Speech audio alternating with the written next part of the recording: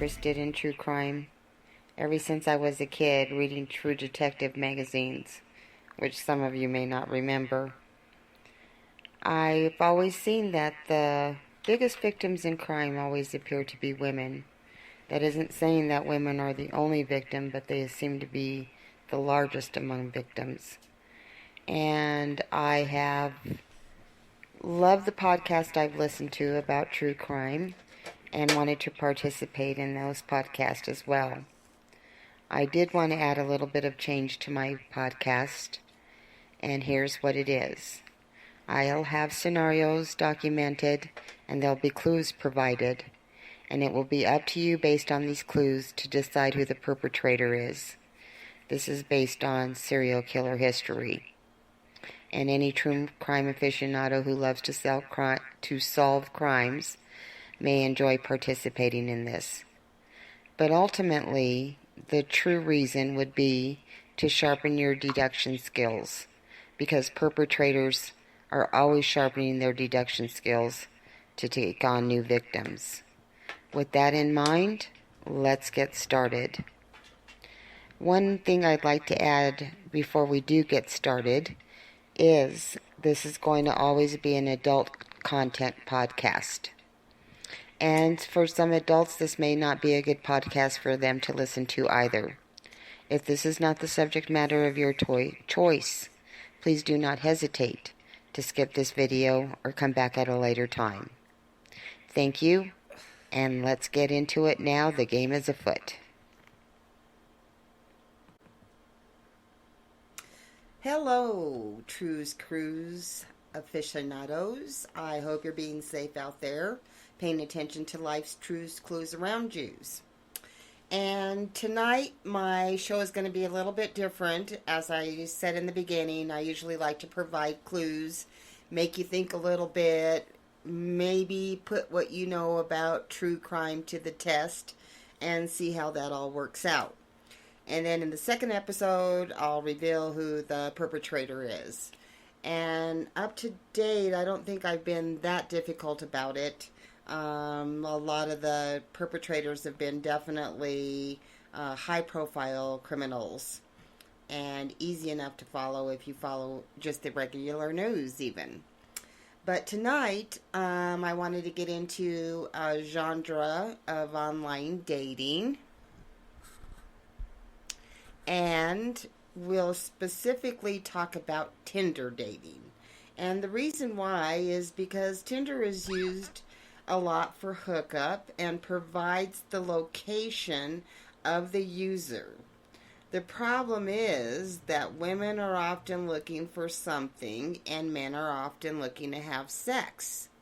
And if they just have to look and see where you are, see your picture, know what you look like, that can put a woman at a disadvantage if you're not agreeing to a hookup or to a meetup with a certain individual. And that could be problematic.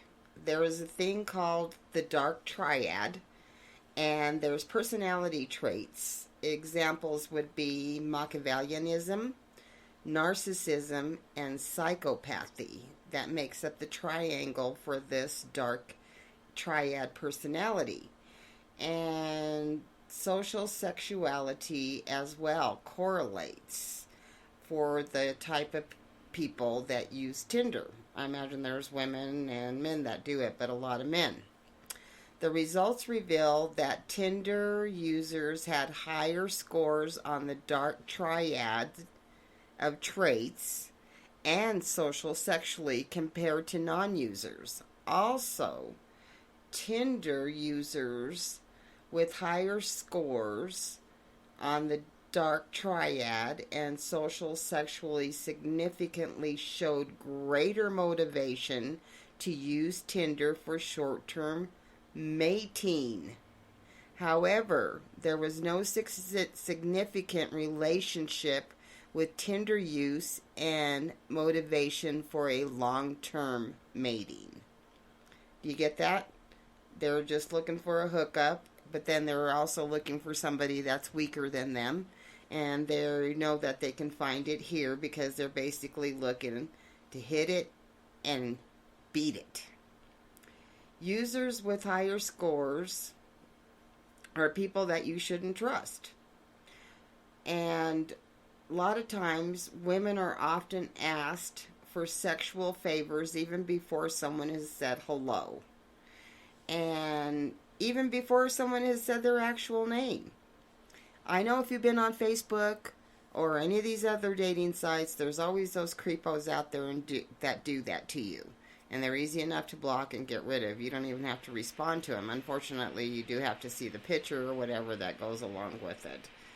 In this instance, they just come at you and be talking some crazy ass smack right out the door. These messages proliferate across platforms and do affect both men and women, but women seem to be disproportionately affected by these.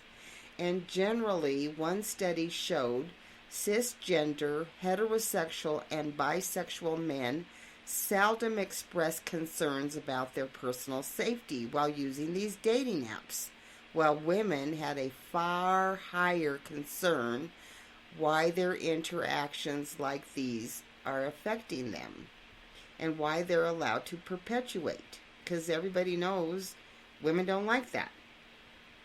Well, part of the answer lies in the way these platforms are policied, both by the companies who make them as well as the larger government structure. Accountability?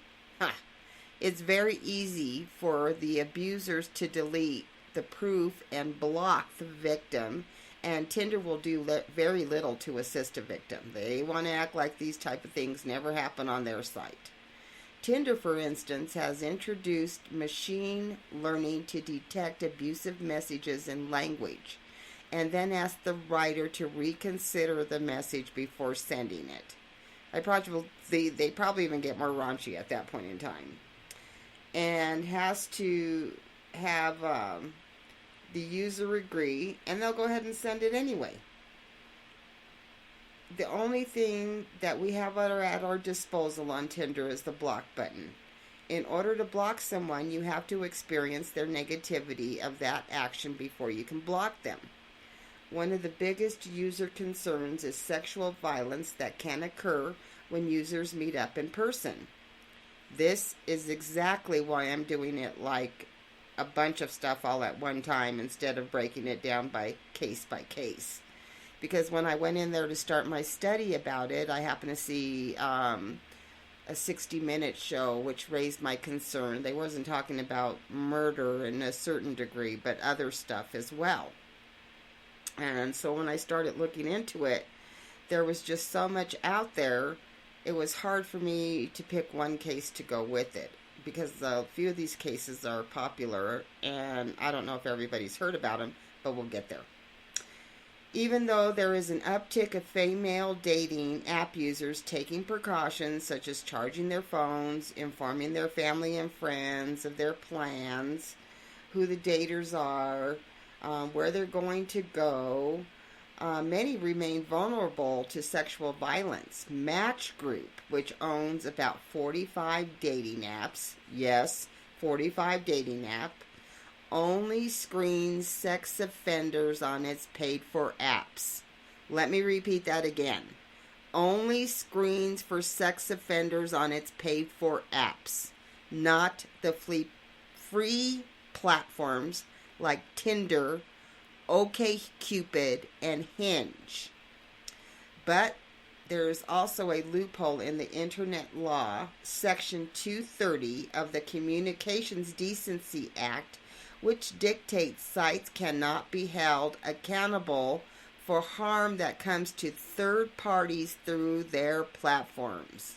Of course, it's a multi-billion-dollar industry, money that isn't held for to task for abusive interactions, and it's incumbent on these platforms to introduce measures such as the ones Tinder and Bumble have implemented. Not only implement them, but get stronger about it. You're putting a lot of people at risk, and then you just want to act like the only people to be concerned about are the people that pay for it. Most of these people are not paying on the apps. That's why they go to these free apps. They want to feel, I guess, free and frivolous about finding love, and they don't want to feel like they have to pay for it. The BBC contacted 6 different online apps, but all of them declined to be interviewed. Men have to be informed about how their actions are affecting the users with whom they communicate. Men drastically underestimate the impact of their abuse. Ingrained notions about gender roles and often misogynistic social attitudes must be dissolved for the larger process of women to be safe out there to take place, which means women need to step up. Stop accepting these kinds of interactions. That's the price of doing business. I know how difficult that is because, women have had to put up with men coming on to them throughout their whole lives. Maybe incest or maybe rape, all kinds of different things, and you're trying to get past that into the world of dating. But you have to have a larger capacity of what you will accept out of a guy. Just because you've been put through things before doesn't mean you have to continue to be put through things. Make it your business not to put up with crap out of anybody. And this is for men and women in general, because I know this happens to both people. So, once you start stepping up for yourself, which I believe a lot of women are doing, and a lot of women are still finding out that there's dangerous situations that you can be easily put into without realizing. Even though 80% of the users say they are looking for long-term relationship, Tinder more is a hook it and look it dating app. Most of these matches ignite and burn out after a month. 13% of users reported relationships lasting longer than Tinder has been around. Only 13%. Is that the reason why is that Tinder can encourage compulsive use. Average users spend 35 minutes a day on Tinder. And it gets kind of addicting, even when you're on the regular websites. You always want to look and see what new meat is out there, what's cuter, what you might be missing, and it is addicting. It combines compulsive smartphone use with ego gratification, so that if you're vulnerable to either of these things, then you're going to be vulnerable what Tinder has available for you. Tinder is appearance-based, and it is tricky too. Anyone can post a fake photo or an old photo, and you won't know it until you meet them face-to-face. And that is true on regular dating sites. When they first came up, I used to date a lot just to stay busy. I wasn't looking for relationships or sex. Just to have adult conversation and get out and do adult things, when you're between relationships and kind of feeling lonely, but not ready to commit to anything yet. So I had met a guy, and we used to talk, and we wanted to get together and maybe be regular dancing partners that went out to the clubs and enjoyed dancing.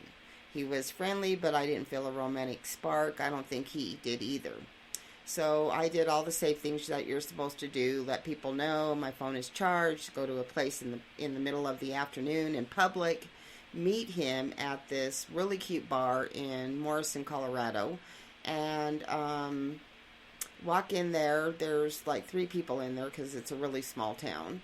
And I'm looking around thinking, well, where the hell is this gentleman at? He must not be here yet. So I sit at the counter and I'm ordering a coffee. And lo and behold, that jerk was already there, but had posted a picture of himself online, I guess from 20 fucking years ago, because he had black hair in the picture, and he was salt and peppery and old and fat when I seen him. It didn't matter to me. I went ahead and talked to him. We got along fine, but like I said, I wasn't looking for anything romantic.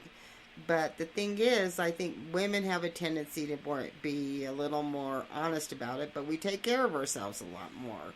And as we age, we may not look our best, but you have to accept the fact that you're going to have to look like that in front of a person sooner or later. And 30% of Tinder users are married. But whether their spouses know they're on the online dating app or not is another matter. And scammers thrive on online dating pool. Let me remind you of the Nigerian love scam. What did I say? Nigerian love scam. Although that scam is all over the world now, because I guess they found it so profitable that scammers all over the world are taking advantage of it. And think about using a temporary phone number or one of those computer apps where you can put your phone number out there and you don't have to put out your real information. Because narcissists are very good at following up and finding out about you and making that shit work for them. So with all of that being said, let's get into this first case that I have here. The first case that I have is a person whose name is Sidney Luth. And she was a really cute, looked like really nice woman, really friendly woman, and she was on Tinder. She met what she thought was a really cute, really nice other woman, and went on a couple of dates with her, was loving the fact that things were going well. And then they decided to go out on a third date. And she posted a selfie of herself before she was going on the date, like, hey, going out on a date, I'm going to have a good time. I've been out a few times with this person, and I'm so excited to see him again.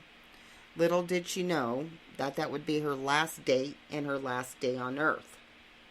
2 people would later be charged with the murder of Loof, a 24-year-old Lincoln, Nebraska, whose body was found dismembered in garbage bags and thrown into the field of Bailey. A man, Bosley, 24, and the woman she was going out with, Aubrey Trail, 51, are currently being held in custody in Saline County, waiting for first-degree murder and improper disposal of human remains that must be for the dismemberment of the poor girl. Loof's last picture was via Snapchat on November 8th with the caption saying how she was excited for the date. And friends and family had been talked to about her looking forward to this date as well. And then she did not show up for work at Home Improvement, and her car was still in the driveway of her home. Her mom knew something was up. She reported her missing November 16th. Her remains were discovered on December 4th. A friend was the last one to hear from her directly. Texted me, and told me about the date when she gets back. And how great it was. And how excited she was going to be to go out with this girl again. The case broke last fall. The news of the Tinder murder launched a burst of coverage regarding the safety of the dating app Tinder, which was quick to issue a statement: "We are deeply saddened by this horrific tragedy. Our thoughts and our prayers are with the victim's family and the loved ones, and we are fully cooperating with law enforcement in this investigation." That's funny, because I've heard a lot of people recently, too, that have been accused of sexually abuse and reporting it to Tinder, or getting raped, and these people have met on Tinder, and Tinder was notified and has done absolutely zero to a system that is only why it has continued to go on is because the almighty dollar. And the friend did say that it was what she did tell her friend was to be careful, because you can't trust people on dating apps. And she asked for pictures of the person, and she let other people know what, where the date was going and where they were going to be, if they were going to one house or the other or in public. and advised it should always be in public, and don't ever show your personal information or site to somebody until you're sure you're safe of, with this person. And that's because so many narcissists and killers will use that against you, if only to hurt you or to stalk you or kill you. And the urban dating man was advising people to really take it easy, stay safe until you really get to know somebody. If you're, that it is best to be cautious, especially with somebody you meet online. I know it's important to understand how easily the information you put out there can be used to research you, and that's what narcissists do. That's what narcissists do. And that's why trues, clues, aficionados need to research clues and stay on top of this narcissist bullshit. Do they want to love bomb you? Do they make you feel like you're safe? And then when they get the opportunity to take advantage of you, oh boy, that date might not be such a good idea. Tinder-related murders have happened in the past. December 2016, a 26-year-old woman from Mexico went missing after having gone on several Tinder dates with a guy her age, and I said several Tinder dates, and then she went over to his house and was never seen again. When they went to go investigate, they found her bones, and then they found her in a trash bag in his house. He had dissolved her body in hydrochloric acid, and when she had not agreed to have sex with him, he got pissed off and he killed her. And so I don't know what was going on there, why he waited so long, but I guess once he got her in the house alone, he figured that she probably owed him, maybe bought dinner for her or whatever. And so in April, just as April, a man in Winnipeg, Canada, west of Jeff, 2 women, and then an 18-year-old boy, after connecting on Tinder, all 3 assailants are currently facing charges of robbery, assault, and extortion in 2014 in New Zealand. A woman, and that was the end of that one. This is a new case. In New Zealand, a woman fell off the balcony while allegedly trying to escape the violent advances of a man she met on Tinder, according to CNN. Prosecutors alleged that he choked and trapped her and was initially charged with manslaughter and acquitted in 2016. I remember hearing the women interview on how they want to visit a guy, or how she went to go visit a guy, and then they got along well. They went to a bar, they were having a good time, and for some reason or another, they decided to go to his apartment. And they had drank at the bar, but then they ended up going to his house, and that's where Tosti, the man, was giving the woman more alcohol. And she got really drunk and really upset and everything, and I guess he ended up pushing her out on the balcony. She was trying to assault him because she thought he stole his phone or took his phone. She was throwing the decorative rocks at him, hit him with a piece of the telescope that he had, and it had blood on it. And he had recorded it because I guess he felt something weird was going on. So he used his phone to record the whole thing, which is what got him off of being accused of murder. And he eventually shoved her outside and said that he was going to open the door, carry her outside, not get her a chance to get like her bag or her coat or whatever, but she just needed to get out. But while he was telling her that, she completely freaked out and ended up deciding to try to climb down the balcony, and in the process ended up falling and hit like 18 times on the way down.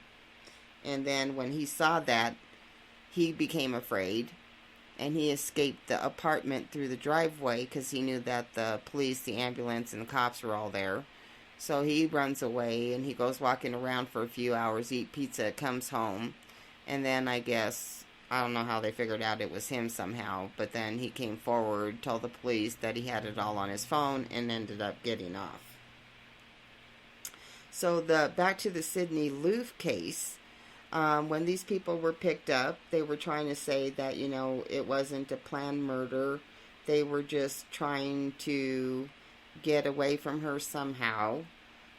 She had right away just gotten comfortable with them. And when they tried to, I don't know how it happened, that they ended up fighting her or killing her. I think they had it planned, but I don't know what the circumstances was that caused them to actually murder her. But they tried to claim that it was just an unplanned thing, but then they found videotape of them at the hardware store buying all the things that they used to dismember her body. So that went out the door. It took the jury less than 4 hours to arrive at the verdict of first-degree murder charge of conspiracy to commit murder and improper disposal of human remains. Boswell was found guilty. Former boyfriend and co-defendant Aubrey was found guilty of the same charges. 3 judges will decide whether a trial should be sentenced to life in prison or sentenced to death. Together, Trial 52 and Boswell 25 stand accused of planning the kidnapping and murder of 24-year-old Sidney Luth. It reportedly occurred after Loof hooked up with Boswell on Tinder and met her in person November 15th. Following their encounter, Loof reported the woman also alleged that once they were in a cult. Trail gave them allowances, providing money for shopping, dinners, salons, appointments, and then she disappeared. Trail told them he strangled Loof with an electrical cord, and they believe Boswell insisted in the killing along with the dismemberment after she reportedly told the court after sex, Trail and Boswell would talk about torturing and killing other animals. So I guess they decided to try it out on her. And let's see, there was one more here. They were trying to say that she was wanting to have rough sex with them, and that's what went wrong there, that Bailey was innocent, blah, blah, blah. But anyway, all of that just went down the tubes. And there was 3 women in their 20s that testified too that they had gone on Twitter dates with Bailey and Boswell. Each witness had said led to her having sex with both. Like, what the hell? Because they were claiming he was daddy vampire, they were a cult and witches. Now, I don't know how you get involved in that on Tinder, but I would have went running out. I mean, sex is one thing, this craziness is completely a different thing. Witnesses also reported Boswell acted as Queen Witch. Well, of course. I mean, what the hell? They tried to say the death was rough sex, and then they found a video of them shopping. That's when that shit went out the door. Then there was a Virginia Tech case. I don't know what's up with Virginia Tech, because there's been some crazy kind of murders that had happened up there in that college. A Virginia Tech football player, was indicted in a Tinder date beating death, and the article I seen was from October. A suspended Virginia Tech linebacker accused of fatally beating a Tinder match has been indicted on second-degree murder charges, and his name is Izzy Imanabad, and was indicted by the grand jury. And I'm not sure I'm pronouncing his name correctly. And he was indicted. The hearing was scheduled for November 18th. Apparently, he had gone on a Tinder date with someone named Angie, and then returned later to make sure that his side piece was indeed a female. And he gained access to the apartment. He had gone down there with 2 of his friends. They waited outside. He went inside. And I don't know if he was getting romantic, still thinking that Gary Smith was Angie, but then something made him start to question it, either before he got there and went over there with his friends, or went over there and thought he was going to get a little bit and then go back to his friends. Once he realized he wasn't with the female, he completely lost it. The kid was only 19 years old, and beat and kicked the other person to death. And it was blunt force trauma that took this person's life, and now people have lost somebody that they cared about, and this football player is in a whole lot of trouble, and what could have been a promising career is probably over now. And there's a certain part of the community that feels that if you look like a girl, you should be treated like a girl. But there's a larger part of the community that doesn't want to feel like they're being deceived. I don't know that there's any easy answers on that one, because that's been going on for a long time, but it's a dangerous thing when you choose to deceive a person, whether it's in that situation or any other one. And then, of course, the one in Mexico. The last one is Grace and Rose Mullane. There is apparently going to be a docu-series that's going to be put about this one. And a British a British person chose to discipline in Auckland, New Zealand, December 2018, with a 25-year-old man, Jesse Shane Kempson. And I guess they had been out on the Tinder before too, and she thought it was going to be good if they went ahead and went out with each other. But he ended up being charged with her murder December 8th of 2018. Her body was found in the Walk of Ranges to the west of Auckland the following day.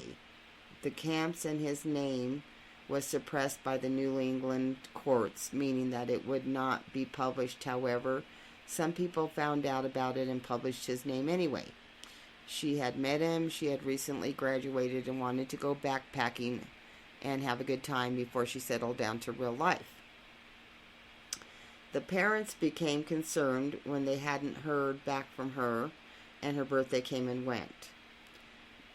Police initially said that there was no evidence of foul play, but laid there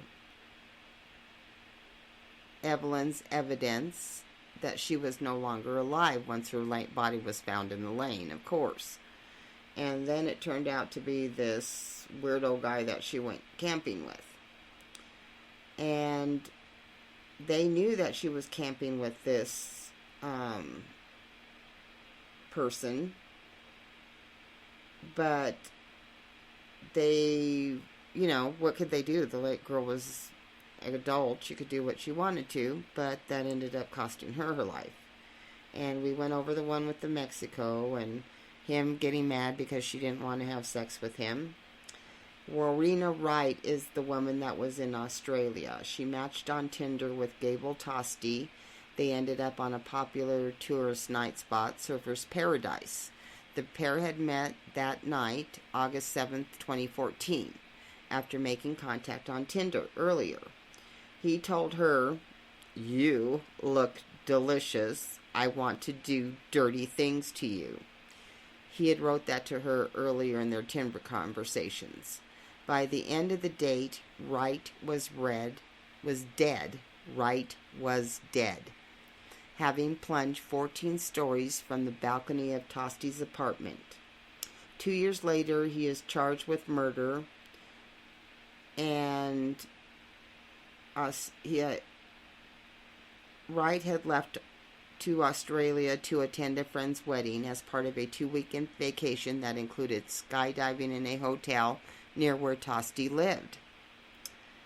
A 199-minute recording made Tosti, which captured the fractious, ultimately fatal chorus of the pair's evening, including the moment Wright fell to her death. You can find this recording if you look at it. It's kind of long, but that ending part will make your skin crawl. Having left the building via basement car park, but still in a state of fear and intimidation, she felt compelled to flee. When Wright's attempt to climb down the balcony went horribly awry, Tosti yells, "Ow!" Again, he's still laughing. Wright's speech starts to lose its coherence. She shouts, "Forrest Gump." And this like weird disjointed conversation just keeps going on between them. And that's when he finally starts saying, "Ow, ow," not funny, because that's when she's hitting him. And that's when he puts her outside, tells her, "You're not going to collect your belongings, you're just going to walk out."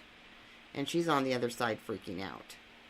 So they want to say that Tosti had choked Wright at some point in time outside of the conversation before he put her outside. He argues that that didn't happen. And when she did go outside, she totally freaked out and decided she needed to get away, like I said, started climbing over the balcony. All of a sudden, the lady underneath them sees just these 2 feet dangling over the edge. She freaks out, and then the next thing you know, the lady's gone. So when they go to court, that recording saved him. He ended up having to move and change his name because life was so difficult for him. He was so hated and despised. So after he changed his name, he's apparently walking through this hotel room, and he finds this little girl broken down and crying, and he goes to see what's wrong. The little girl's mom is locked in the bathroom threatening to commit suicide. When hotel management gets there, they ask him to leave abruptly, and they handle the situation. He goes on through life, I guess, extremely unhappy, and finally moves back to Australia, changes his name back to Tosti, and guess what the fuck? He goes back out there and he posts on Tinder again. So there you go, ladies. If you enjoy Tinder, find another way to get that lifestyle going on where people are checked out and vetted for personalities, background, and disease. So love you guys. I hope you're staying safe. Please pay attention to life's truths, clues around you, and have a good evening.